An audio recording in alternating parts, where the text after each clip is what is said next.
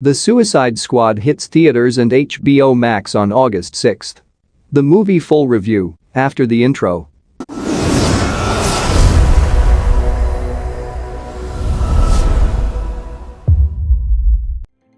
The Suicide Squad is neither reinitiation, nor is it a successor to the 2016 Suicide Squad. They have hit it out of the park this time. In reality, DC's finest picture of years is this irreverent, ultra-violent torch with F-list baddies. The plot is mostly the Dirty Dozen but with supervillains, and it is a wonderful time. Again, a squad of prisoner super criminals is dispatched on a fatal risky black ops mission to live up to the name of the film in an atrocious manner. While we assume that costumed heroes and scoffers are armored to turn up for the next franchising chapter, the Suicide Squad's characters are not so luxurious. The colorful cast of Nobody Is Safe, it was made plainly apparent. That gives it a unique sense of peril, like the good days of Game of Thrones, where your favorite character might have been your final scene. And it's not nice when these characters' killings are done, as director James Gunn is grossly provocateur when he accesses his old gory days. Characters don't just fall down. They get cut and diced. They're burned and exploded in the blood and gouts.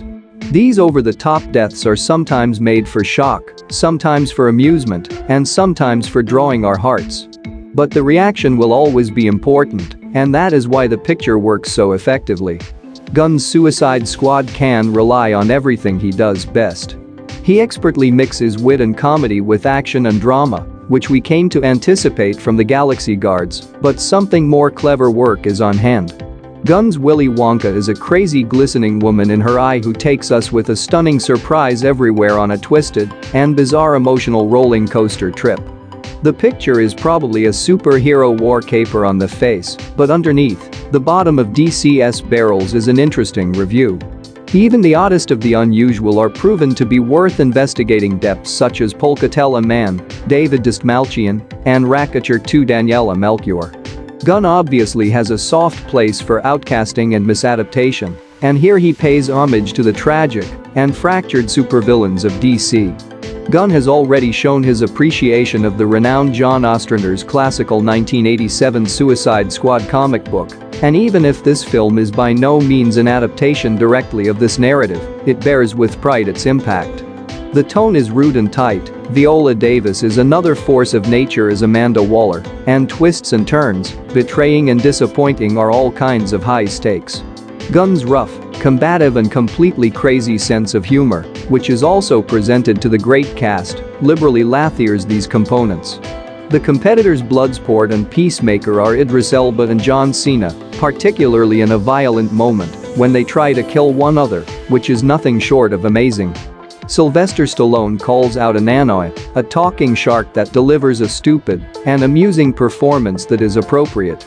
Rick Flag Joel Kinnaman is luckily saved the kind of corny lines with which he was obliged to work in the 2016 film, and it is worthwhile to root.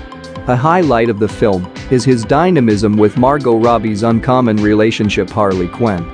The picture is by far the finest role for Robbie. Like Harley Quinn, speaking about the Maiden of Mischief, she's funnier and more unpredictable than ever. The Suicide Squad cannot help but get off from the rails to pursue her down the rabbit hole.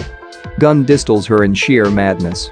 If a weak point rests with the one-dimensional adversaries of the team, Peter Capaldi's Thinker in particular feels underused, a solitary low lamp among a blend of glareful light. The picture does not suffer much since it undermines the team members' tension and risk of keeping us involved. The Judgment. The Suicide Squad murders James Gunn completely. The film is a tumultuous and brutal journey from beginning to end, which is eventually up to Task Force X. The display of F-list villains DC is nothing short of fantastic. It is startling and amusing,